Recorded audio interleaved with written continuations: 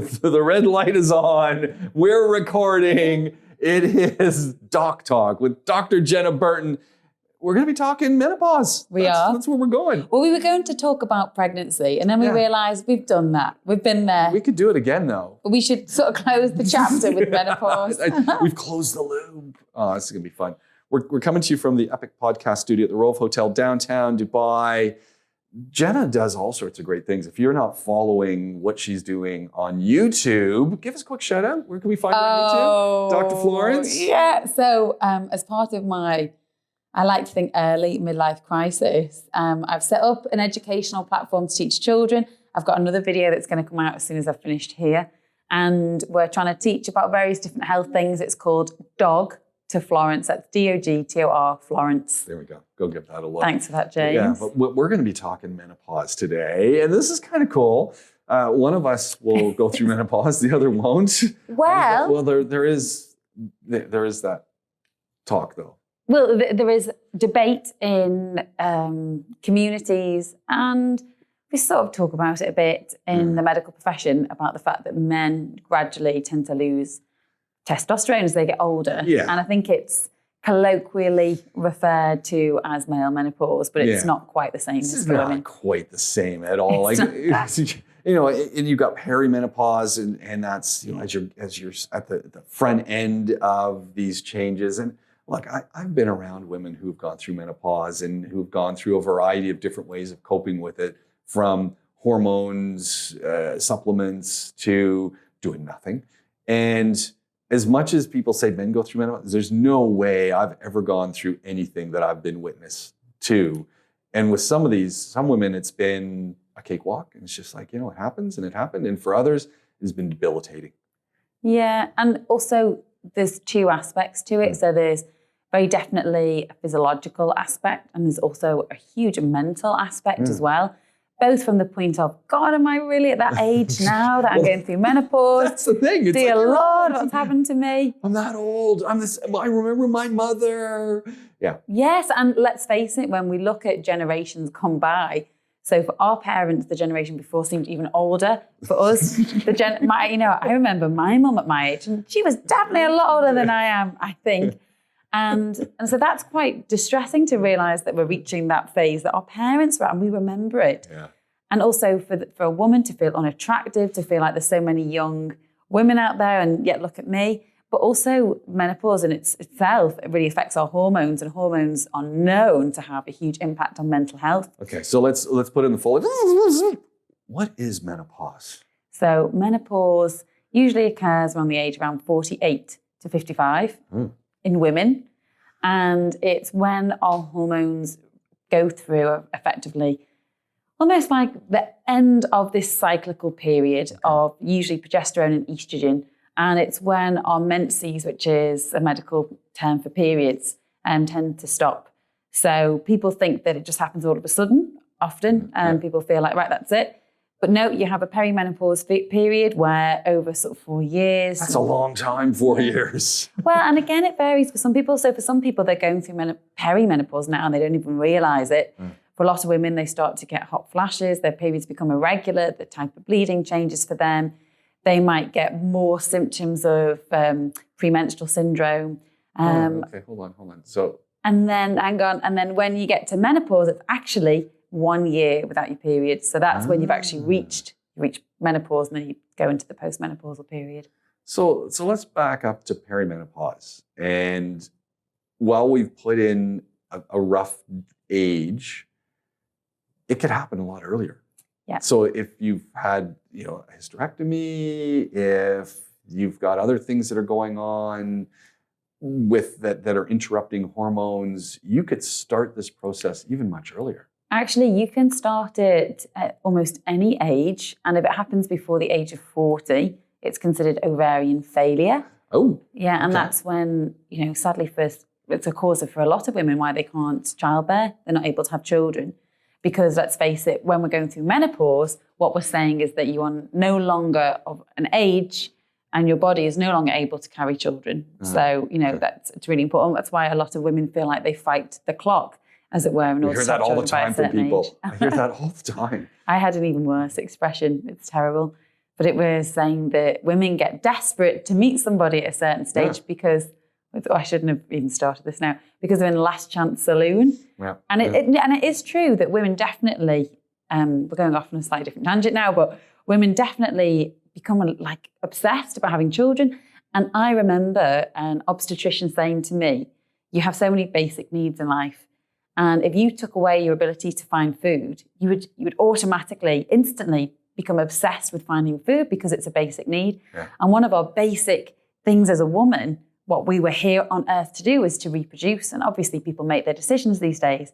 But if you are someone of the mindset, I want to have children, and you feel like time is running out for you, you become obsessed with it. And it's not that they're crazy. It's not for any other reason than because it is biologically written into us. And it's quite a sad thing, really, because people have got careers, they're busy, we're busy partying till an older age. It's not always on our mind at 21 to have children, which is biologically when we should be having our children. You know what? And just from an energy level as a parent, 21's a great age. Yeah. But you mean, how old were you to have children? 30. You're quite young. Yeah, I was still quite young. So yeah, I had my boys 31, just about to turn 32, and Neve at 35. Yeah, 35. Yeah. And the whole experience was totally different, mainly because I also had other children to care for, but also the whole pregnancy, everything. I definitely felt like it took more of a toll on my body. Like I knew I had aged. I'm always envious of young parents just because they've got more energy. I always feel they got more energy, and then I'm at a great age with my kids, so it's fine. But younger parents, when the kids are in their 20s and 30s, the parents are still pretty young too. So it's just an interesting thing, and we're well off track, but it's that, I've got to have the better job and I've got to have more money and it's like, you're never going to have the better job or the more money. It's like, that's... Well, you get your life back quicker to go and get those jobs. So, there's no right or wrong. And that doesn't mean that we're being ageist about people that want to have children at an older age. No. It's just that biologically it's more challenging. Yeah. Yeah. But that is the trend, and that is what's happening. And then once you have children, you've got a good 20 years of your life or more that is really focused on these going from babies to young adults. And then finally they might move out. And then you're an empty nester. And you know what? It's a good time. You say that, James. You tell me every week how much you miss the boys. Oh, hey, don't get me wrong. I miss my boys, but I also like being able to do stuff without my boys. But you know what's funny? And I think that this is something, before we carry on with our talk of menopause, that we should mention. We're so accommodating these days of people having children older. Yeah. We're all for it. We're like, go for it. You can do it. Fine. But let's also medically just wind back and say, that's great. There is more of a risk the older you have children. And that's not a problem if you want to still go for it. And you were educated yourself on the fact that the older you are, the more risks that there are. But also, we're quite discriminatory towards people that want to have children young. Yeah. So it's like, okay, you go, however old you are, you want to go and have children. That's great. But we should also be a little bit more open to younger people that have made an educated decision to have children, because biologically that's better. But we've become almost, we tell all our young 20-year-olds that they shouldn't have children yet. You're far too young. Yeah, it's like, you're kidding? Have them. That's a great time to have kids. I think whatever is right for you and your family. You, just do it. Okay, so back to this whole idea of perimenopause. And so I want to just go through the basic, the journey, and talk about the things that are going on. And we've already set up that, hey, this is not exclusive, and there are many things that can happen in between these cycles that could interrupt things. But there's no question that there is a lead up to menopause, which is having no flow for a year. Yeah. No flow. No flow. Such a male way of saying it. Yeah. So how would you say it? No period? Don't have Yeah. I think that's quite a British thing. Or I'd say menses to my medical colleagues, but we can say whatever. The point is that when we get to perimenopause, things are very insidious. Is there a checklist that women have that say, it's starting? Because the other thing is, because we'll go through what perimenopause is again, but do women talk about this to each other? Oh, yeah. Okay. We talk about everything, James. I mean, that's what I figured. Yeah, I don't think guys do as much as women, but A lot of women do. And I encourage people to talk to their friends about it. Well, that's the thing. You have to talk. And I was just wondering, do women talk to their male counterparts about this stuff? I don't know. I think that is up to the individual woman. Okay. I think years ago, these things were very closed. Yeah. I remember my grandma telling me once that she used to have like a really bad stomach and she would never tell my granddad. Really? She'd never ever say.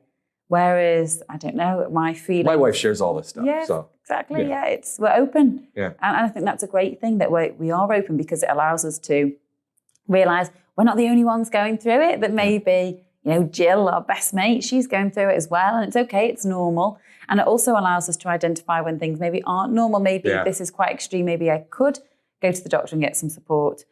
So when we're approaching perimenopause, insidious onset, which means it's very gradual. Some people don't even know they're going through it. Some people get quite extreme symptoms, which I think you alluded to. It's hot flashes, like full sweat, not just a flash, a full body sweat. And I've seen it. It's like, what's going on? That can also happen after you've given birth as well, because it's the change in hormone levels that causes the hot sweats. Also, estrogen is part of your body regulation, like your bodily heat regulation. And so as your estrogen starts to lower, which is what happens in menopause, estrogen and progesterone levels tend to become quite suppressed. You're not able to regulate your heat, your temperature as well. And you see these ladies, comes over literally like a wave, and they are sweating and absolutely dripping. And then it stops. Uncomfortable. Then it stops. And if you're sweating, if you sweat, you suddenly become quite cold. Right. As well, because as soon as you sweat, you've got all this water on your skin, which then, especially if you're in an air conditioning, becomes really chilly. Think about in the summer when you've gone outside, it's roasting. Then you get into the AC, you've got sort of water droplets on your skin. You become really cold very quickly.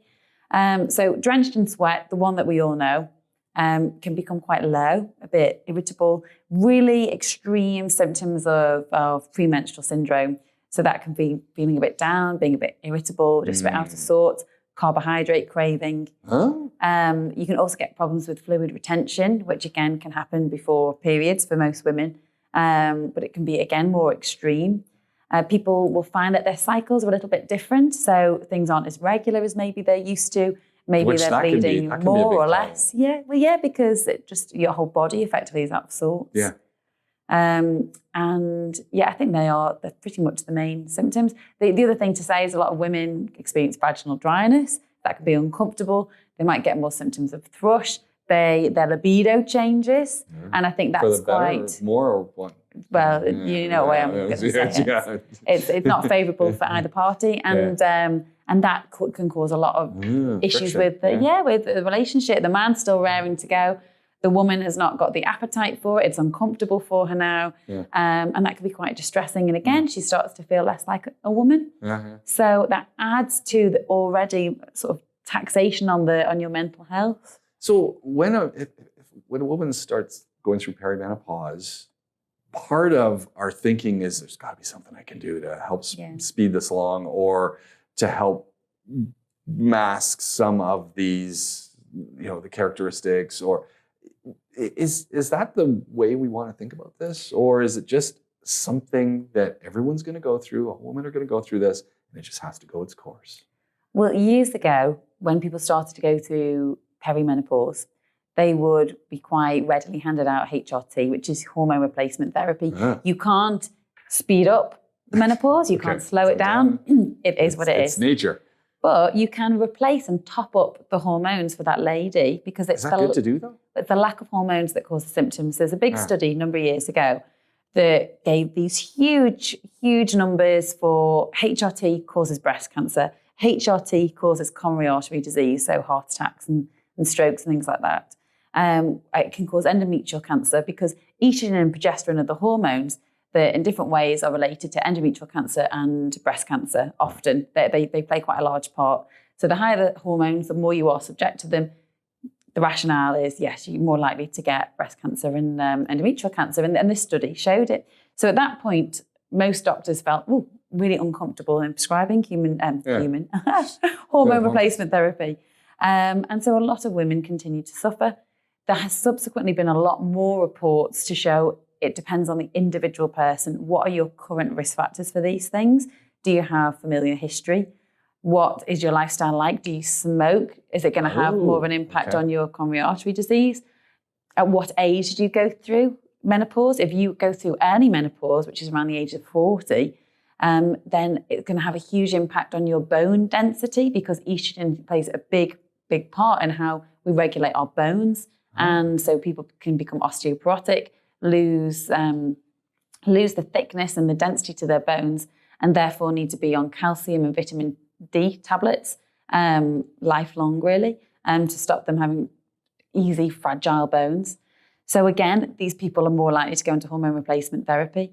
And I think there is now the acceptance of, we shouldn't fear HRT, but we should use it sensibly in the right candidates. The symptom relief is almost instant, and I don't know many people that are on it that don't say it's totally changed their life. And there's a lot more data that's coming out to support its use. So I think the study from years ago was maybe not entirely scaremongering, but I don't think it was reflective of an appropriate use of HRT. And for anyone that is going through menopause, I would definitely say go and speak to your doctor about it for sure. Have a chat about you. Have a chat about your menopause. How severe are your symptoms? What are your risk factors? Maybe HRT might actually be of benefit to you, and holistically, as a whole, actually reduce your risk factors for certain things. Once one starts HRT, are they on it for life, or do you kind of wean off it after 4 or 5 years? Yeah, like you'll let someone go through the perimenopause period, and it can be that they're on it for a long time, but at some point it'll be okay. At this point now, maybe the risk factors of being on it aren't worth taking it, and we'll start to take you off it. So it doesn't tend to be something that's there for life. If you're on the hormone replacement therapy, does the menses continue then, or does it still stop? No, they tend to still stop. Okay. So again, it's just the other things the hormones. Yeah, I mean, it might, it will change the menses for sure, Okay. but no, ultimately you're still going to go through menopause. Okay. But so it's still going to end. Yeah, it's still going to end. So people think that they're going to have periods forever. No, you won't. But your hormones will be topped up, and you will feel better, and you will still have sort of a more normal type life and feeling more like yourself. I think that's what people tend to say. Also, some people will go on antidepressant therapy, and that actually can help with not just the mental health side of it, but also with some of the hot flashes. It can help with too. So would you do them together? It just depends. The reason I said to James before we started this podcast, I'm not really a big fan of hormones. And the reason is that I like things that are quite clean cut. Yeah. I like a start, a middle, and a finish. And with hormones, that's just never the case. One thing has an impact on the other. They're greatly intertwined. And with each person, hormones affect different people in different ways. Okay. And so I can't say that, right, I would have a bog standard HRT, right, this is what I'd prescribe, and I'd give them an antidepressant with it. It just does not work like that. Let's get a feel for the patient. Let's feel how they are, what their symptoms are, what's the worst symptom that they're experiencing. Maybe an antidepressant might be appropriate for a short time, and then we can take that away, see them through for a number of years, even just months. Yeah, very interesting. And it almost, living as an expat, going through this whole process, and if one does go for the hormone replacement therapy, the challenge is if you move, you now got to find another, doctor. You've got someone who's following your history. Not just that, but the other way around. We used to get, in a clinic I worked in here in Dubai, people would come on a particular type of HRT, and they would arrive here and we didn't have it. Oh. So we would have to change it. And obviously every time you change the hormones, they do experience some level of symptoms. So yes, international travel as well. When people go away for long periods of time, they need to have everything available to them. There's also now, like people used to get patches or take tablets. There's also now functional medical creams that we can use, which are more natural. They're considered bioidentical hormones, and they're considered a lot more natural for the body. And they're met with a little bit of resistance in the medical community. But some people find that is better. They apply them to the skin before they go to bed. And it basically is absorbed by the body, and it can act as a replacement, but just in a slightly different fashion to how we would normally prescribe. Perimenopause obviously leads into menopause. Once a woman has reached menopause, what are the things that need to be considered? What are we looking at as far as being, there's no more menses? Yeah. I think a lot of women would be glad about that. Number one. I think first of all, acceptance. So bodies change after menopause as well. And the distribution of fat changes for So it just kind women. of moves around a little bit. It tends to become more centralized. So it tends to be more around the middle. It can actually change over time, the way that you look, your face looks, the way that people often tend to lose fat in their face. And it's usually the subdermal fat, so the deep fat, which is the structure of the fat. And you tend to gain more superficial fat. So it changes the way that the face is. You lack structure, but yet you become puffier in different areas. It can cause thinning of the bones, and that affects... I think that's a big one that I always hear about from folks. Yeah, well, whenever you think of somebody with a hip fracture or somebody that has broken their wrist after a certain age, I tend to always think of women as opposed to men, because when I look at the wards, Ortho Jerry's ward I used to work on, the majority were women. Doesn't mean men don't break bones, of course, but women tend to be more liable, and again, after menopause. So for everyone that's gone through menopause, it's worth a chat with your doctor. Do I need any medications to supplement, or do I need to change my diet or my type of training to try and help increase my bone density? But that again... You've nailed a few things there. Training on how I'm doing, exercising, how I'm dealing with ladders, mobility issues might need to be considered. Do I need mobility aids? Maybe in certain contexts. Gosh, maybe James, I mean, this is what, this is why women struggle. This is why, because we have it in our head that as soon as a woman goes through menopause, they're walking around with a Zimmer frame. This is not the case. There's a lot of ladies that... I'm talking age. What if I'm like 87, 90? Yeah, but that's well down the line. After menopause, you can still be... feel like a woman. But I'm not going to have to wear a puffy suit that I can just, in case I mean, you're right. We are talking about that sort of as we're getting really quite elderly. Would you consider yourself elderly? Because you are the prime age for menopause in a woman. No. Exactly right. And I don't see yours anywhere around here. But this is the issue, though. If we were going to play some copywritten music, we'd have Shania Twain's "I Feel Like a Woman." I still love that song. Yeah. I still love that song. I love that album. That was a great album. Yeah. But It'd be nice if Shania Twain came to Dubai. I think she's probably been at some point. Quite a lot of the celebrities like to call in. Will Smith, a big fan of coming by. Is he a big fan of Shania Twain as well? I don't know, but maybe he might podcast with us. And I'm sure. Anyway. I don't know how old Will Smith is, but look, he's our age. Your age. Yeah, hey. But this is the thing, is that the misconception is it a misconception? Men get better with age. They age well. I don't know why. Majority of men tend to age well. And for women, we just feel like it's a slippery slope and everything goes downhill. I think all women age like Michelle Pfeiffer. Come on. I just see a bunch of Michelle Pfeiffers walking around. Well, I'm sure Michelle Pfeiffer looks good, but she's probably had quite a bit of work done as well. Oh, come on. Michelle Pfeiffer? I don't know, James. I don't know, but I'm going to assume... She's in a song by, who's that guy sings that song? I know which one you mean, but I can't 24 think Karat. I think that's the song. Yeah. A lot of Hollywood celebrities look amazing. Yeah. But and the problem is it's quite unrealistic for Joe Bloggs on the street going through menopause to be able to feel the same way. It becomes harder. We put on fat a bit easier. Well, and our faces change. That's the big one, isn't it? Also, as you spoke about, redistribution of body fat and different kinds of fat, and people have struggled for years they're in the gym, they're doing CrossFit, they're doing this, they're doing that to keep physically fit, keep the fat down, got the diet working, go through menopause, can't control it. And you're there with a husband who, they're feeling good about themselves potentially. Their wife suddenly doesn't want relations of an evening. She finds it uncomfortable, of which there are creams and pessaries that we can use to try and reduce the dryness down below. But then they're not up for it. It's uncomfortable for them. And then, maybe their eyes start to wander. And I think that women become exceptionally insecure at this stage. Okay. That they're not themselves. They don't feel themselves. They feel out of sorts.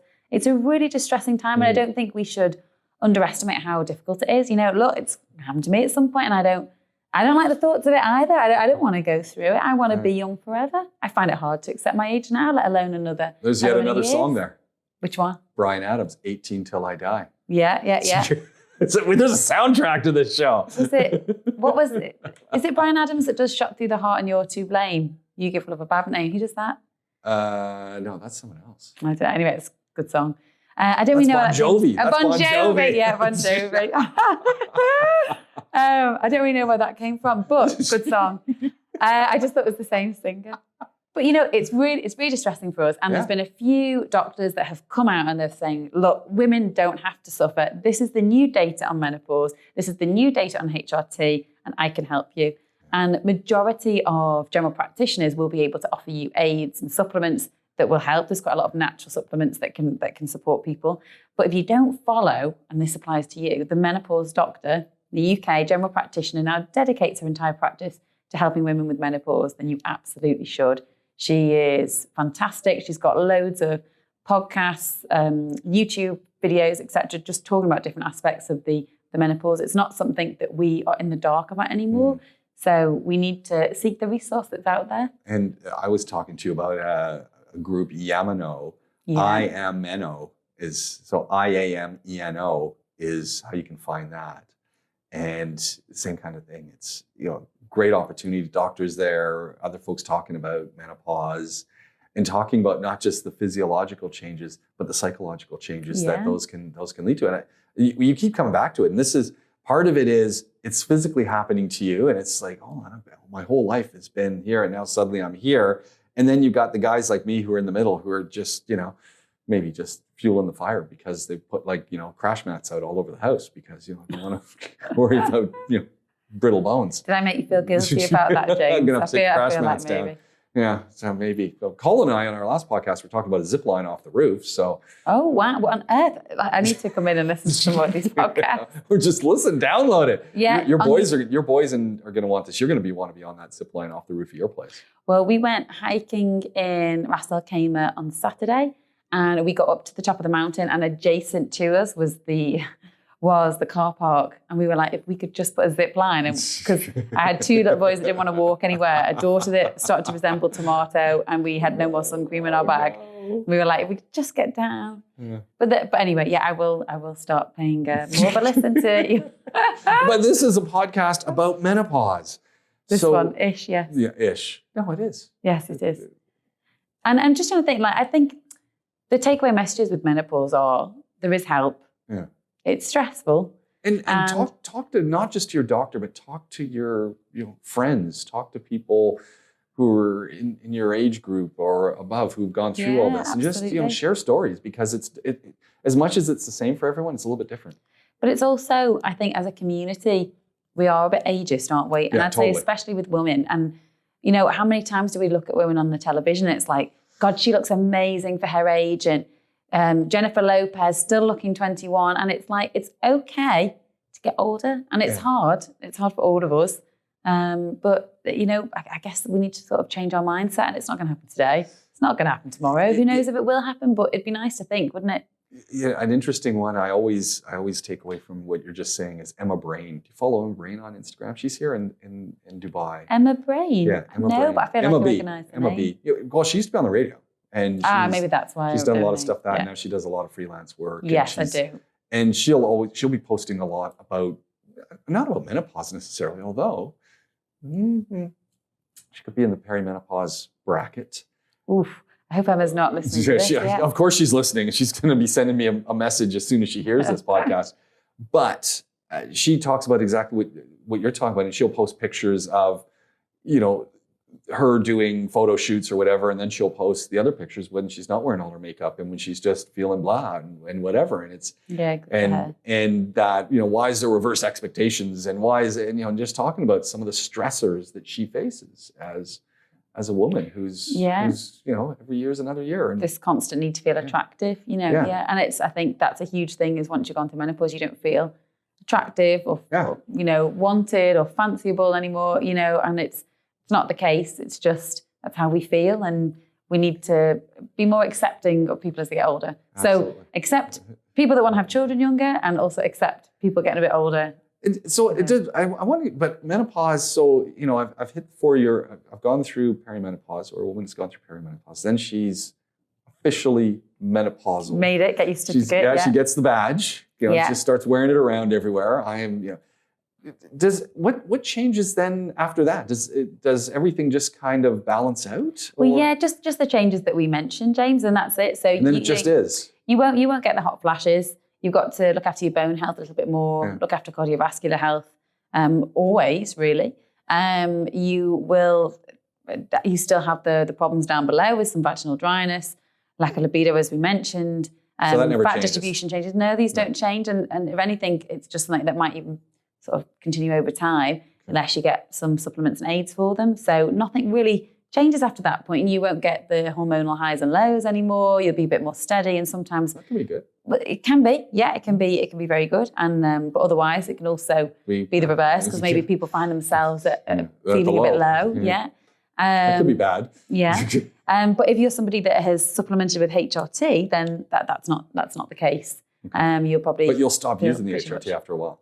Yeah, and as I say, for each person it's different. Okay. And so people can remain on HRT for up to 10 years. You know, it really does depend on the individual person and also the prescribing doctor and how knowledgeable they are about the current data, and it will change. Look, we'll have this podcast in 10, 20 years and it could be a totally different cup of tea, or there might be a different supplement or something that's out there that will support people. But it's definitely worth looking into. So you know what we've got to do? Go on. Because we know we've got the menopause doctor in the UK. Maybe we need to have a regular check-in on what they're talking about with menopause. We could say that about every single medical thing there, James. There we go. So this show is going to go on forever. We'll just keep revisiting all the topics. What we could do is have like a medical update show where it's like, right, what's new? There we go. We got our monthly medical update show. So very quickly, I had an intern that is working with us at the moment, and he was doing some exams in the UK, and he asked me, if a 17-year-old refused treatment, then and he was going to die, can he refuse the treatment? And I say, well, this goes down to Gillick competence, and you'd have to check his capacity to make that decision, etc. So this is what I told him before his exam. Literally last week, apparently it changed, and now an under 18-year-old has not got the right in the UK to choose to die. Oh. So therefore, they have to medically intervene. There's no court case; it's just automatically overturned. And thank God he read that the night before his exam, because otherwise he would have got the question wrong. Yeah. So things change all the time in medicine, and we always have to be on top of it. So and obviously I was not on top of that one but it's okay. I'm not working in A&E at the moment, so I'm likely to happen. But one of our monthly podcasts is going to be the medical update show. Okay, let's do it. We just go through the lit and see what's happening. I would just also explain to listeners that James promises quite a lot of things at the end of each podcast, only which maybe about 30% come to life. That's pretty good. No, they'll all happen. Promise big. Deliver big. Where are we going on our next podcast? What are we going to talk about? I don't know. I'm sure we will. The medical update. We haven't done one of those in a while. Let's do a medical update show then. There we go. Okay. It's all of the wild, wacky, cool, and interesting things about medicine. We should also have a weird and wonderful show one day about all the weird things you didn't know about your body. That'll be the show after. Yeah. So we got the next two lined up. So now you know exactly where we're going for the next two shows. Stay dialed in, whether you're on YouTube or listening right here on the podcast. It's the same great content, but when you get to watch. Yeah. Yeah. Okay. On my bad side. I'm really. What? This is my bad side. Like I really. Oh, really? Thought, We should have changed that around. My alien side. Yeah. It looks fine. Thanks, I'm looking at it. Because you got the good side. This is the bad side. Okay, hold on. Swing over. No. Dr. Jenna Burton is here. We've been talking about menopause, and you can join us on the podcast anytime you want. Just find us on Spotify and download and listen. We'll do it all again really, really soon. Thanks. My name is James Piecowye, and this is Autoholics, coming to you from the Rove Hotel downtown Dubai.